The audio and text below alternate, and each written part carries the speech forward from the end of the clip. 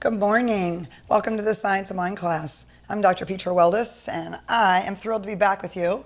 Thank you to Tracy Brown, Dr. Tracy, we should say, for jumping in last week. Reverend Karen and I found ourselves very, very under the weather, and super grateful for Tracy to just step right in and be with you guys last week. You can still hear it a little bit, but we are definitely on the mend, and for that I'm truly grateful. So we are in the chapter, What the Mystics Taught, and I know Tracy spent some time with you guys on unity as the fundamental thing that the mystic experience brings to us, is that notion of oneness and that experience of oneness, and that there is only one thing happening, which is life. We call it divine or spirit or even God.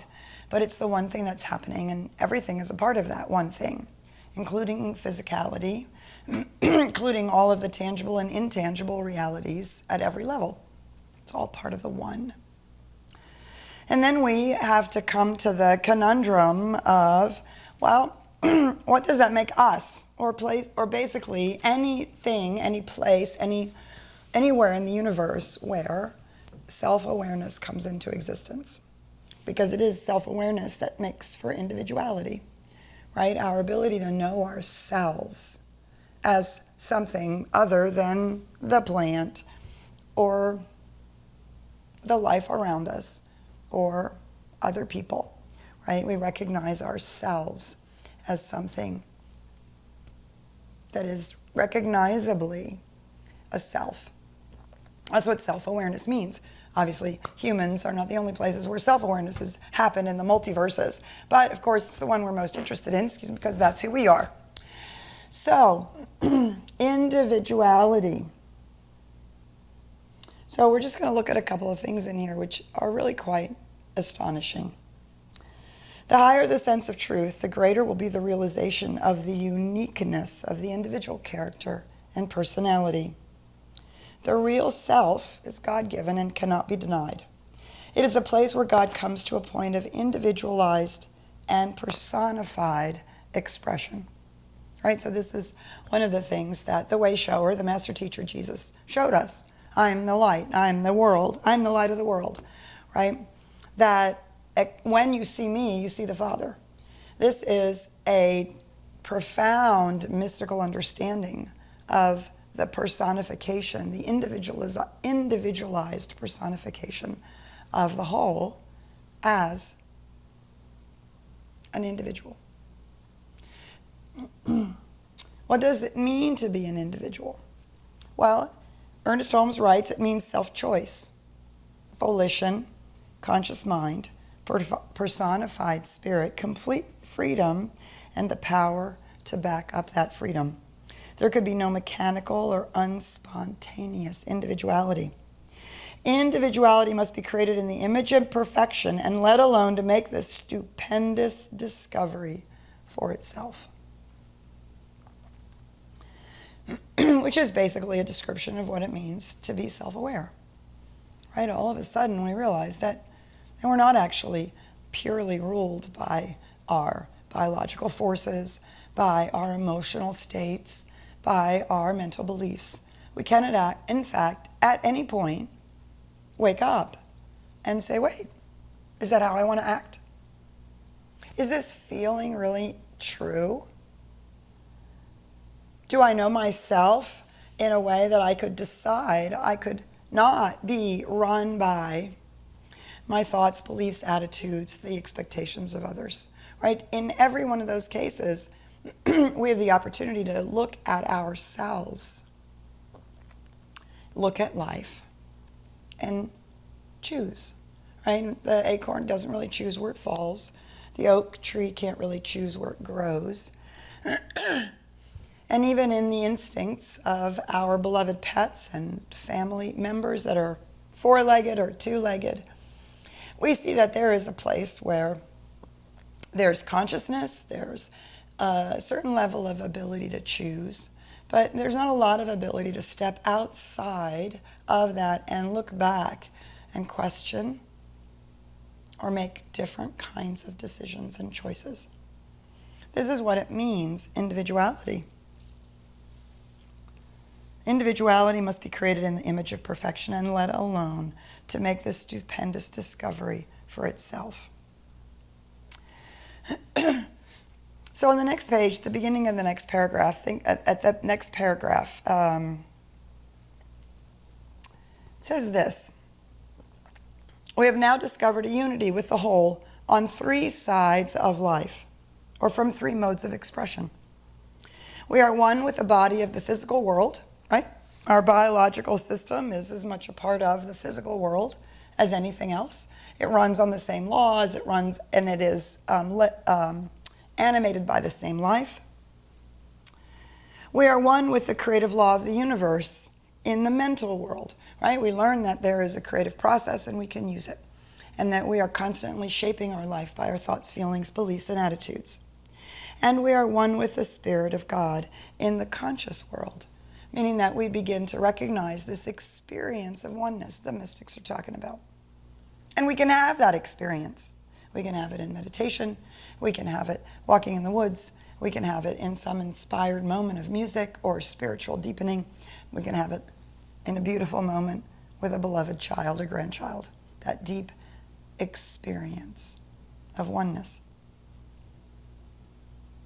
It's interesting, it's only three sides of life. What's the fourth side? What's the fourth side of life that's not being covered here? That is our individuality, our uniqueness, our ability to now see these three things, begin to understand them, and learn about how to participate. We call it co-creation. We could ask for no more, and no greater freedom could be given, because we have the actual ability to stand outside of the being of life and to see it, to recognize it as something. We can talk about why this is so important for the oneness to become individualized, and to become individualized in self-awareness in a moment. So this is a refrain along with oneness and the experience of the presence that we find in all the mystical traditions. That there is a awakening, an opening to self-awareness, to self-awakening, and to deeper and greater self-expression for us as human beings. Or should we say, as spiritual beings, having a human experience. And that this self-discovery is it's basically the story of the prodigal son. It's the story of the fall from the Garden of Eden, which wasn't a fall at all, right?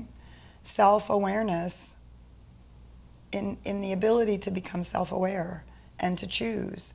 One has to be able to choose things that are not in alignment with oneness, things that are not in alignment with life. Because if one can't choose that, then one is simply operating under the automatic, instinctive, or unconscious laws of the universe. A fish can't choose to be a bird. A flower can't choose to grow someplace else than where the seed has been blown. Do you see? It is that fourth side that opens something out, that it allows us to express something that the universe, without individuality, can't experience. So the mystics have taught, the divinity of each and every human being. Ye are gods, and all of you are children of the Most High. They have told us that our destiny is divine and sure, that creation is complete and perfect now, and that all the mystics agree that our life is ours to do with as we choose, but that when we turn back to the one, we will always receive that inspiration, because we can't not be part of the whole. In the science of mind, we call it a sense of separation. Not a real separation. It's a sense of separation. It's a veil that allows us to experience the individualized experience of life. And so part of the question is, why is this so important? Why is it so important that life would have continued to evolve, that consciousness would have continued to push into creation to the point where individuality emerges, where there emerges self-awareness that is able to see and know and learn about how all of this works and what's really going on? Well, science of mind and some of the mystics answer that question in a way that says this is the way the universe discovers more of itself and is able to actually express more of itself. Because your unique life and the way that you choose and the way that you express and the way that you become and the things that you are interested in or do, all of that is added to the whole. Without you having those experiences, that piece is missing from the infinite ways in which the infinite life can express and experience itself. Do you see? Oak trees are always oak trees. They go through the same kinds of experiences.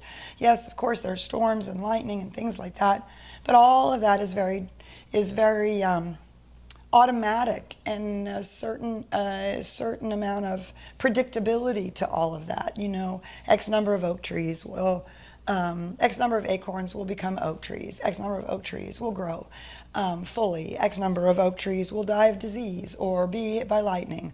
Right? It's all, Thomas Troward calls this the law of averages. And really what's important to life is that the species survives and that it continues to grow and multiply and that life continues to flourish.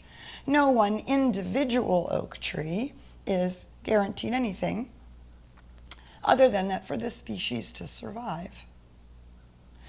But there's a whole host of expression of life that's missing, which is for some expression of the one to be able to choose where to be planted, what to express, what to experience, what to do, what to learn from, what not to do. Do you see that? That's like adding, if you'll excuse the expression, it's like adding a whole nother infinity to infinity. Because now there's an infinite number of ways in which that can be expressed. And of course, part of it is then to be, we get to experience the consequences of choices. Some choices further our life.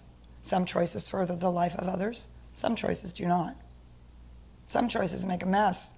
Some choices kill people. And we suffer the consequences of our choices. And over time, as individuals and as humanity, we get to see which choices actually lead to more life and which choices don't. And each time that we turn to living more and more and more in alignment with life, right, then the promise is that more of life shows up and more of the inspiration shows up and more of the guidance and more of the intuition and more of the use of the principles, because we're now in alignment, right? It's exactly what happens when somebody like the Wright brothers decided to learn how to become in alignment with the laws that governed flight. Gravity, aerodynamics, God knows what other ones that I don't even know about, right? They sought to learn and understand and live in alignment with those laws. And it was that created something brand new, flight for human beings, the ability to do that. Do you see? And so individuality is necessary now for the next great impulse of consciousness to evolve, of the whole oneness to express itself. And we have the blessing and or curse of being a place where that is coming into being, right? Our self-awareness.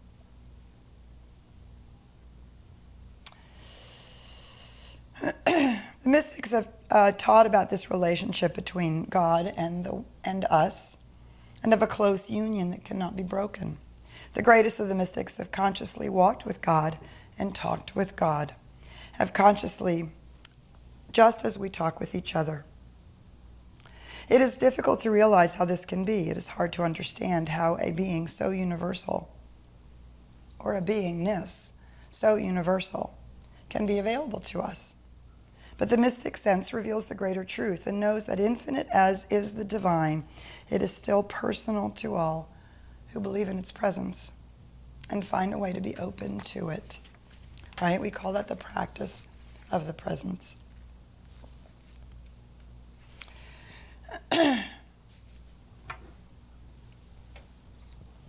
So I want to stop here. We talk about this in a lot of different ways. One of the ways that I grew up talking about this was you're a child of God. In the science of mind and metaphysics, we don't really like to use that term so much because children tend to be small, diminished versions of the whole. And there is a sense of separating, right? It's not an inappropriate metaphor, but it is exactly that. It's only a metaphor. One of the things we take from the metaphor of child is offspring, right? The offspring of something actually carries the DNA of that of which it is an offspring. And the notion is that children grow and mature. So the problem with the metaphor of the child of God is that we persist in keeping humanity as children of God, which means it never grows up, which denigrates the whole process of development and self-awareness and the process of enlightenment. At least in the West we do that. In the East we don't do that quite so much. Children of God, children of a cat, kittens grow into be cats. Children of, salmon grow up to be salmon, right? Tadpoles grow up to be frogs. So if we really want to push the metaphor of child of God to its fullest extent, we should understand that we grow into our awareness of who we really are. Beings that are individualized expressions of the whole. That we are, in fact, God's seeds, places where the one divine presence, the one life, the infinite reality is, in fact, experiencing itself and expressing itself as a unique individual, you and me. And that the very DNA of that infinite life is carried through all of life, and that includes us. But we're a place where we awaken to that. And our job is to learn about it. To learn about it. To see where that takes us. And then to see, ultimately, what we contribute to the whole. A sense of real completion can come only to that soul that realizes its unity with the great whole. We will never be satisfied until our whole being responds to this thought. And then, indeed, God go forth again into creation. Matthew Fox says the second coming isn't going to be the second coming of an individual Christ. The second coming is us, all of us awakening. That is the second coming. When the incarnation was, when somebody was aware of this idea of incarnation, of the individuality of life, right? That's one of the things that Jesus was able to manifest and show us. Certainly not the only one, but the one that we revere the most in the West. The second coming is when all of us do that. That's the awakening of the individual. Do you see that that has nothing to do with our personality? It has nothing to do with our inspiration to decide to follow our passion or follow our bliss or go become something or do some kind of work or have some kind of life or some kind of experiences. Do you see? That's on the human side of life. And that's where we have absolute and utter choice and freedom. We can do anything, any of those things. We can do whatever it is that our heart's desire is or that our soul longs for. We can do also all kinds of other things that we think we should do, could do, want to do, feel like would make us feel better. But all of that is our freedom. And when we have a clairaudient experience, a clairvoyant experience, a sense of the future, a sense of telepathic experience with someone, do you see? We're living at that level. We're reading all of that, and we can and we should. We have all kinds of senses that can do all of that. But that is not the mystical experience of the recognition of who we are, all capital letters, who we are, individualized expressions of life itself. Free to choose on this level of expression of humanity, free to choose. And all of those choices teach us something about who we really are and how close or far we are from being in alignment with that.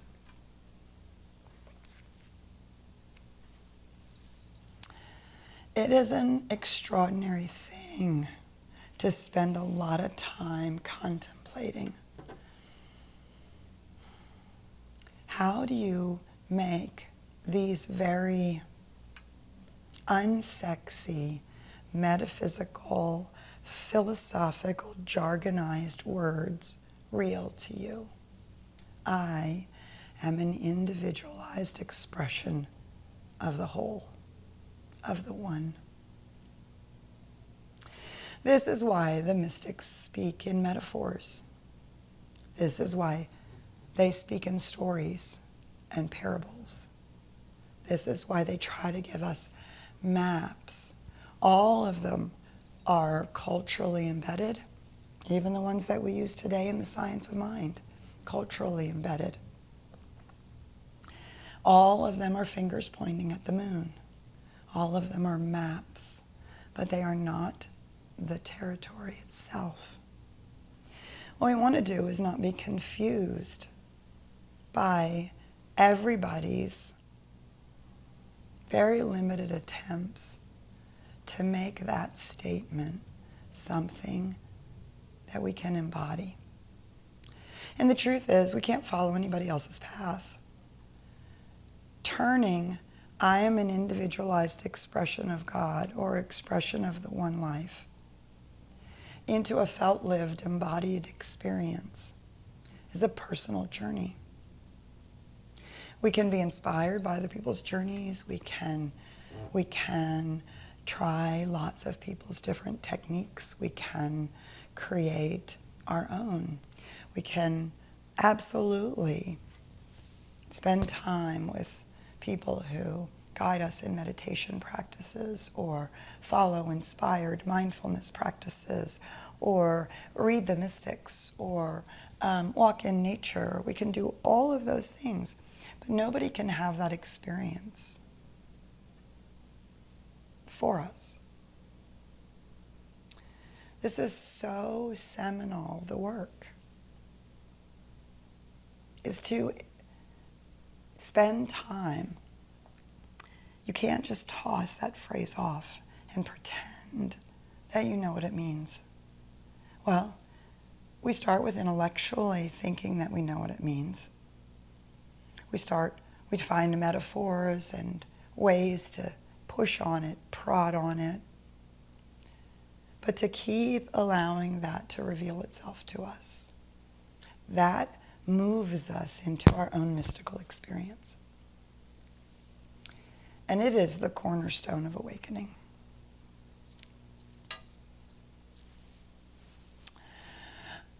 Which leads us into the next chapter, which we're not going to get into right now because we're going to stop right there. See what is going on with you guys. So, thoughts, feelings, struggles, questions about all of this. Where We are so at the heart of something so unbelievably spiritually important. And I know it can be very challenging and very struggling and deeply struggling. So I want to open it up to you. I'm going to turn here to Ryan in a minute, say good morning, open it up to you. What do you want to talk about this? Well, good morning to you, Dr. Petra, and it's funny that you have to leave us with a cliffhanger. Dun, dun, dun. That's exciting television, folks. So, yes, this is the engagement part. We love to hear from you. We love to talk about what we just read and maybe your thoughts, experiences. And so there's a couple ways that you can do that. If you're watching us here inside of the Zoom room, there's the raise your hand icon located down below on your screen. Or you can always put your questions, comments, and experiences in the chat. And the same goes true for those who are watching us on Facebook Live. We love to hear from you too, so put your questions or comments in the chat, and I can bring those here into the room. And I always like to mention that we keep those anonymous, so that way we can always provide a safe container for you to ask your questions. So it looks like we have a hand raised. Great. Connie, do you want to go ahead and unmute yourself and join the conversation? Thank you very much. Good morning, Dr. Petra, and good morning, everybody. Good morning, Connie. Thank you. Wow, I had a very profound experience yesterday, and it was also very mundane. I was standing in line at a 7-Eleven store to buy a lottery ticket. I buy a lottery ticket once in a while, not often, but once in a while. And so anyway, the person in front of me was served by the cashier, and then I thought it was my turn, but someone came up from the left that was just beyond another counter thing or something that was there that hid him. And so I had to wait. And the word is PO'd, because I had to wait. I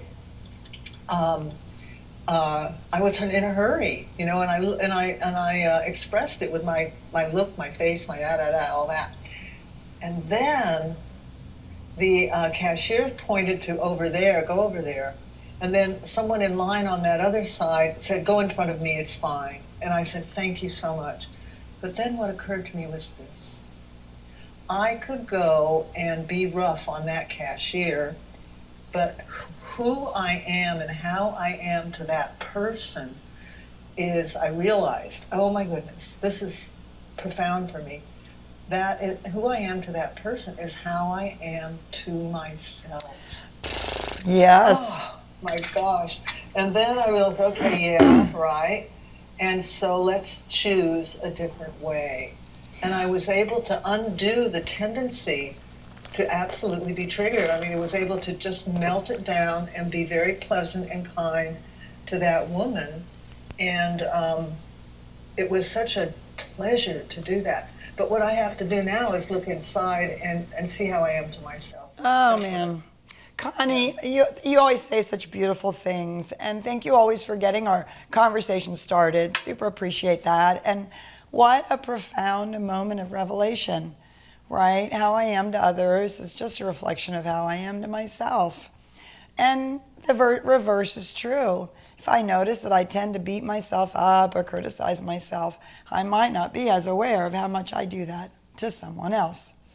And it's really beautiful to have those kind of awarenesses and to notice that what a pleasure and a joy it is to actually align ourselves with life, with that desire to be gracious and loving and connected. It's really lovely. But the other thing that I also want to point out, which I think is really amazing, is that it was a very mundane moment. I want to just put a pin in that and come back to that, because I will tell you that some of my deepest spiritual experiences have come in very mundane moments. So thanks, Connie. Ryan. Oh, well, it looked like we had somebody who wanted to speak, and then they lowered their hand down. Don't be bashful. So, yes, we're giving you tons of cliffhangers today. That's what today is all about. That's right. We'll reveal everything next week, so stay tuned, everyone. But yeah, one of the questions that I was asking inside of the chats earlier is really, what does self-awareness mean to you? When we're talking in the terms of individuality, what does self-awareness mean to you? And we'd love to hear from you. And I know, Petra, we're talking about the science of mind, but can you maybe give us an example of one of your personal experiences where you suddenly realized, oh, wow, I am this? Well, yeah, that's a great question, Ryan, and we can all ask ourselves. Connie gave us a beautiful example of self-awareness, right? So that's, to a certain extent, self-awareness at a psychological level. We need self-awareness at every level. We need physical self-awareness, body self-awareness, how we're treating our bodies, how we're engaged with the physical universe. We need psychological self-awareness. But ultimately, we are talking about spiritual self-awareness, self with a capital S, who I really am, and and what that means. So, two moments come to my mind. The first moment is I can close my eyes and I see myself on a path.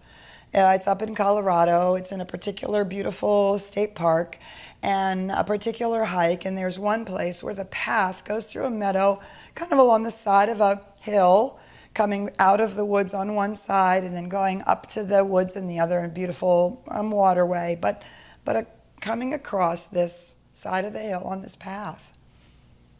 Goes down, woods on that side, mountains, beautiful sunshine, right? Summer, it's August, the wildflowers are blooming, walking on that path. And I had such a stunning moment of recognition that in that moment, I was as much a part of what was going on as everything else that was around me. That the wholeness of that experience included me. Not just the flowers and the trees and the sun, but actually the fact that I was there experiencing that. And that without me in that moment experiencing that, that moment would have been different. And being would not have seen itself. It was an extraordinary moment. And that the gift that I was in that moment was life seeing itself. I remember just stopping and seeing the incredible beauty of it all, but not consuming the beauty, not owning the beauty, not feeling the need to take a photograph of the beauty. But to recognize that my place in it was to give that gift of experiencing the beauty. That was my part to play in that moment in time. And I became aware of the fact that that's my part to play all the time. Am I seeing the presence of life in everything? Or, as Connie so beautifully shared, am I seeing my own pissosity? Am I seeing, is my ego looking? Is my ego going, wait, I was here first? Am I seeing other people's smallness? Am I seeing fear being played out? Or am I able to see behind anger to someone's fear? Or am I able to see behind what's going on, the push and the possibility of life? That was an extraordinary moment for me of that recognition. For me, the other one that comes immediately to my mind of self-awareness is a recognition over a period of time in a whole series of board meetings for a large not-for-profit that I was a part of for a long time.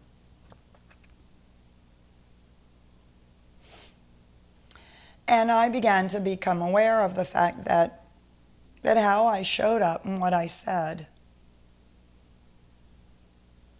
impacted. It impacted me. It impacted the room. It impacted how things went. Not because I was anybody special, not because I was somebody important, but because I noticed that everybody who was sitting at the table was doing the same thing. We bring ourselves wherever we go. And we either bring our human smallness or we bring our spiritual being to the table. And I had to ask myself, who do I want to be? Do I want to be little? Or do I want to be truth? I discovered at that moment that up until that point I had taken a great deal of liberty. I believed it was my right to be angry and petty and get my way, or pout if I didn't, or just play out all my, all those crappy triggers as Connie talked about. But I knew that that's not who I truly am. If I'm an individualized expression of life, what does that mean in this moment to show up? Am I living my values? Am I at least attempting to show up as love? Am I trying to be a place of peace?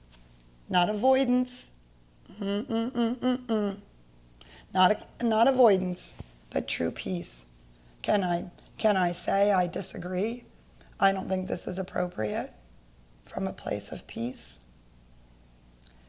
I have learned so much in organization, being in groups and on committees and on boards, and I've learned so much about this notion that we are individualized expressions of the one, and all the ways in which I forget,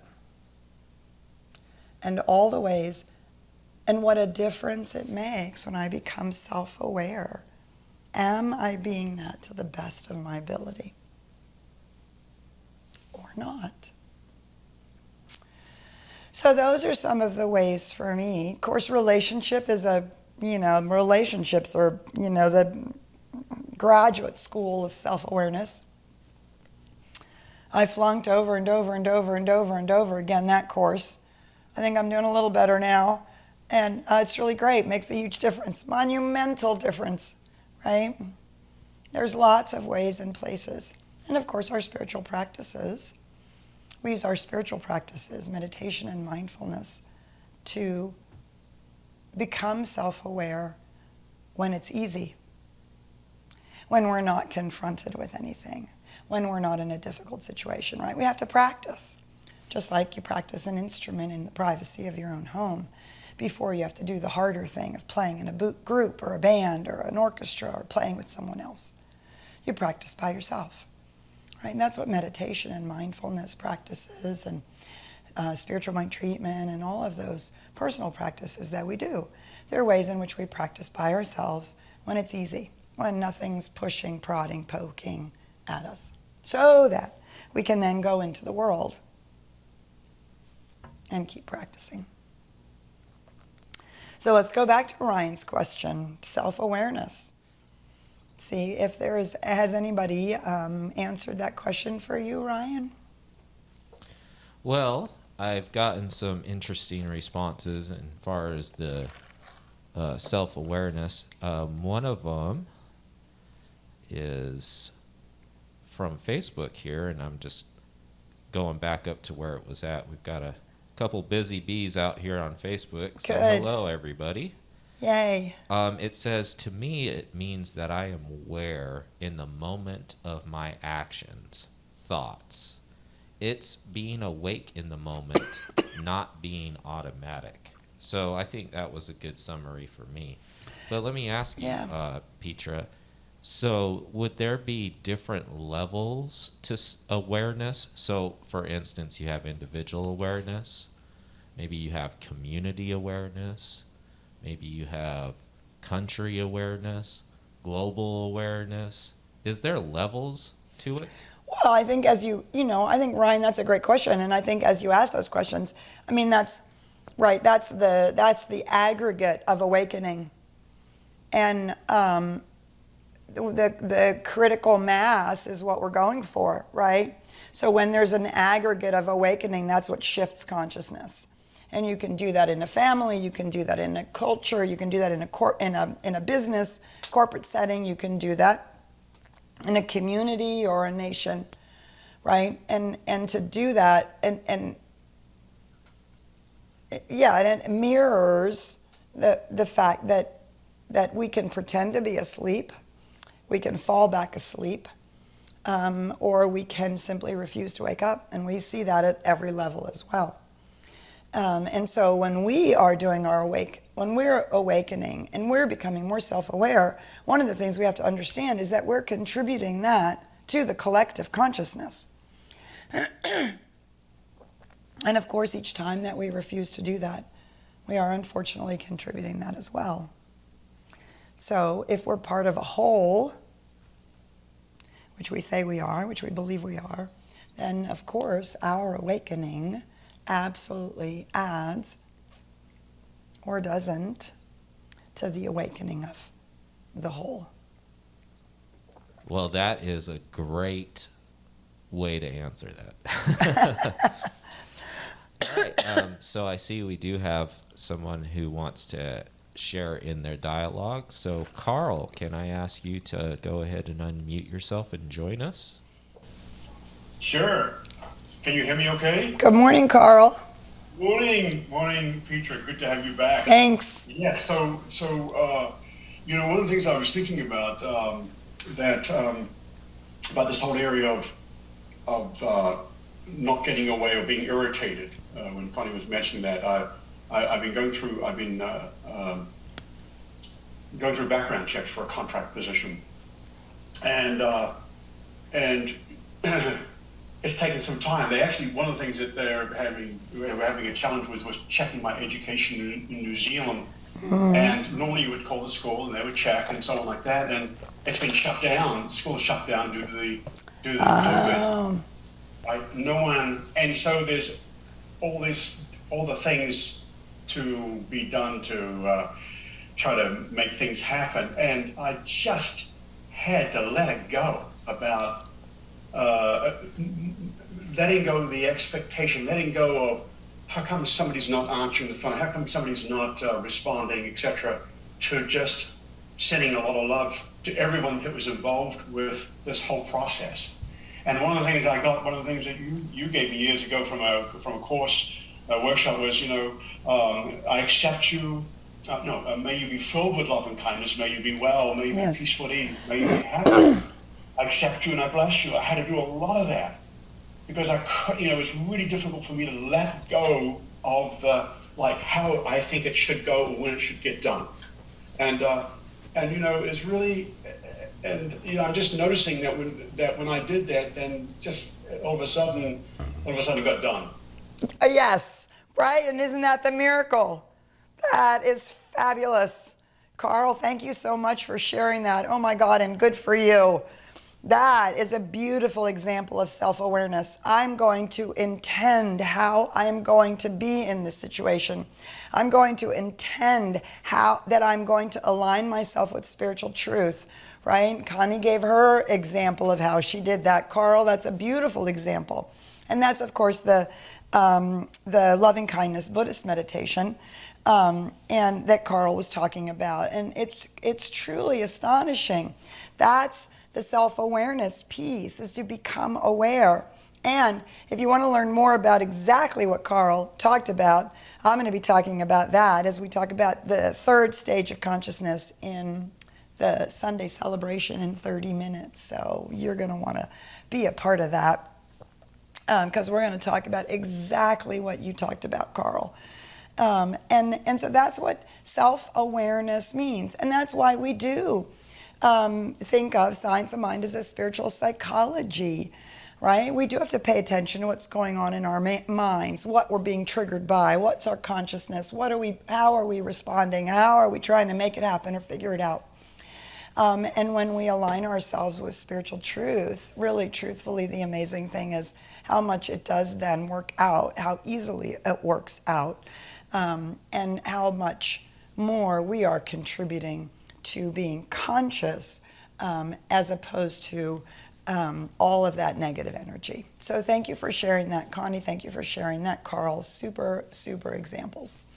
All right, so we're going to talk about ultimate salvation for all next week. So go ahead and read ahead in our chapter. Join us for the Sunday celebration. Please remember that we're on Facebook, YouTube, and our website. If you're having a little difficulty with one of the venues, one of the live streams, if the sound isn't great or something's going in and out, please try one of the other ones. It could be that particular platform is having a problem. It could be that something with your device. So you have lots of options to choose from. So remember that we're on Facebook, we're on YouTube, and we're on our own website live for both for the Sunday celebration. And so join us. We look forward to seeing you in 30 minutes. Bye for now.